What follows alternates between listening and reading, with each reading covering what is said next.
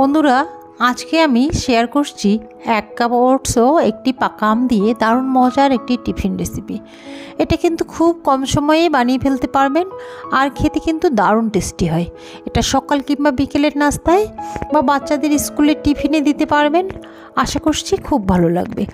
প্রথমে measuring cup দিয়ে 1 cup oats নিয়ে নিলাম একটা মিক্সিং জারে।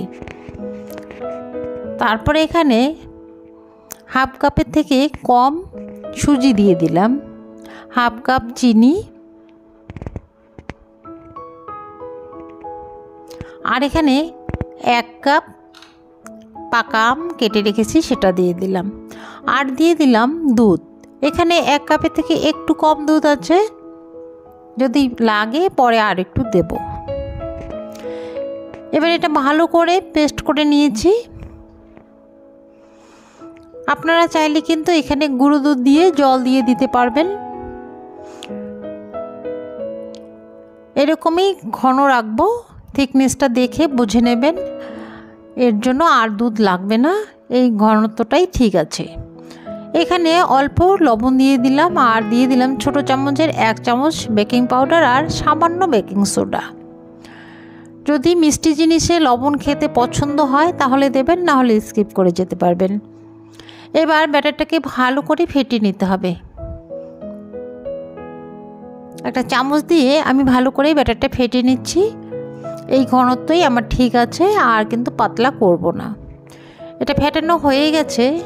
এবার একটা ওভেনে ননস্টিক প্যান বসিয়ে দিয়েছি। সামান্য সাদা তেল ব্রাশ করে দেব। এখানে খুব একটা তেল দিতে হবে না, শুধু একটু ব্রাশ করে দিলেই হয়ে যাবে। 1 হাতা করে আমি এখানে ব্যাটারটা ঢেলে দেব। ব্যাটারটা কিন্তু ঘন, যেহেতু এটা আমি প্যানকেক বানাচ্ছি, খুব একটা পাতলা ব্যাটার তৈরি করা যাবে না। এটা আমি ছোট ছোট করে বানিয়ে নেব। দেওয়া হয়ে গেলে একটা ঢাকনা দিয়ে ঢেকে দিতে হবে। এটাকে 2 মিনিট পর্যন্ত একটা সাইড হতে দিতে হবে। লো টু মিডিয়ামে রাখতে হবে, খুব একটা হাই করা যাবে না, তাহলে কিন্তু ডার্ক আসবে কালারটা।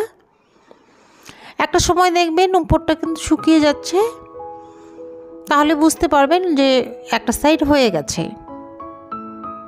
এবার আমি উল্টিয়ে দিচ্ছি। একটা খুন্তি দিয়ে সাবধানে উল্টিয়ে দেবেন। সুন্দর কিন্তু একটা কালার চলে এসেছে। এটা দেখতে যতটা সুন্দর, খেতে কিন্তু অত্যন্ত টেস্টি হয়। একবার হলেও বাড়িতে ট্রাই করবেন, দেখবেন খুব ভালো লাগবে। উল্টিয়ে দিয়ে পরে আবারও 1 থেকে 1.5 মিনিট এটাকে ভেজে নিতে হবে। এটা আমার হয়ে গেছে, এবার উঠিয়ে নিচ্ছি। বন্ধুরা, যদি ভালো লাগে বন্ধু আত্মীয়র মধ্যে শেয়ার করে দেবেন, আর অবশ্যই কমেন্ট করে জানাবেন কেমন লাগলো। আরও একটা দিয়ে দিচ্ছি। একইভাবে যতগুলো আমি তৈরি করে রেখেছি সবগুলো ভেজে নেব।